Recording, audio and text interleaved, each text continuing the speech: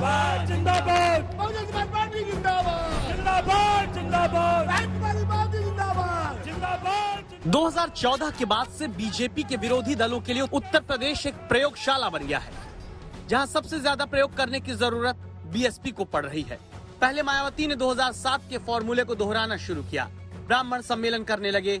जिन हिंदू प्रतीकों के विरोध के साथ बहुजन की राजनीति शुरू हुई, उन्हीं प्रतीकों को हाथ में लेकर ब्राह्मणों को आगे बढ़ाने की बात मायावती को कहनी पड़ी।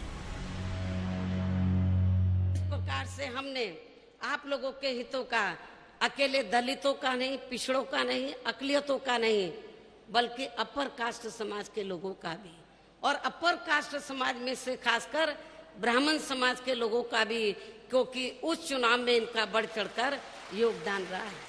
तो हमने सर्व समाज के हितों का हर स्तर पर हर मामले में पूरा ध्यान रखा है।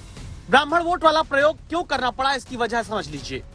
2007 में जब मायावती सत्ता में आई, तब उनके अपने दलित वोट के साथ ब्राह्मण और मुस्लिम भी साथ जुड़े थे। 2007 में बीएसपी ने 86 ब्राह्मण उम्मीदवार उतारे, जिसमें 40 जीते, 61 मुस्लिम उम्मीदवार उतारे तो 29 जीते। 2012 से मुस्लिम वोट बीएसपी का खिसकने लगा, जब ज्यादातर मुस्लिम आबादी वाली सीट बीएसपी के मुकाबले अखिलेश यादव की पार्टी जीती। 2014 के लोकसभा चुनावों में पता चला कि समाजवादी पार्टी को मुस्लिमों ने 58% वोट दिया और बीएसपी के खाते में सिर्फ 18% वोट आया। 2017 में मायावती ने पश्चिमी यूपी का जिम्मा नसीमुद्दीन सिद्दीकी और पूर्वी यूपी का जिम्मा मुख्तार अंसारी और उसके परिवार को देकर मुस्लिम वोट पाने का एक प्रयोग किया, लेकिन वो फेल रहा।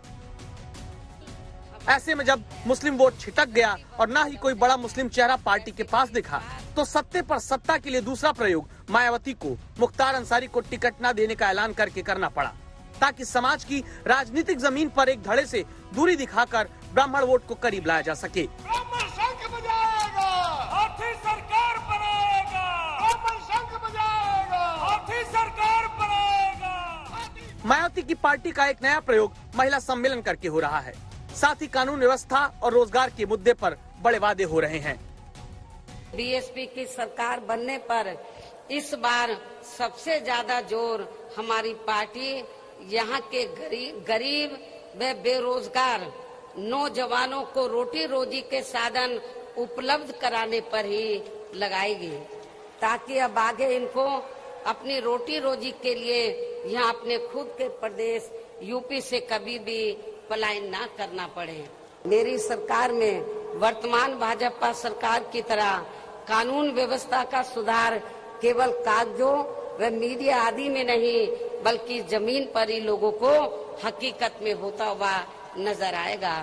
खासकर सपा सरकार में जो गुंडे, बदमाश व माफिया आदि खुलेआम जनता का शोषण व उत्पीड़न आदि करते हैं, तो वे मेरी सरकार में आपको जेल के बाहर नहीं, बल्कि जेल की सलाखों के अंदर ही नजर आएंगे, जहां उनकी असली जगह होनी चाहिए।